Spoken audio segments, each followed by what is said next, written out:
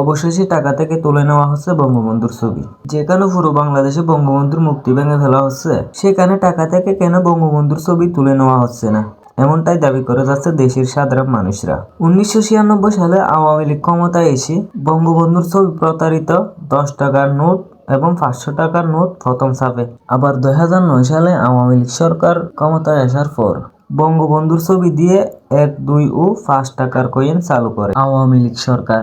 এরপর সরকারের নির্দেশ অনুযায়ী সব কাগজের নোটে বঙ্গবন্ধুর ছবি ছাপানোর প্রক্রিয়া শুরু করে। 2024 সালে আওয়ামী লীগ সরকার পতনের পর নতুন স্বাধীন দেশটাকে সেপ্টেম্বরের 2 তারিখে জানিয়েছে 5, 10 ও 20 টাকার নোট পরিবর্তন হবে।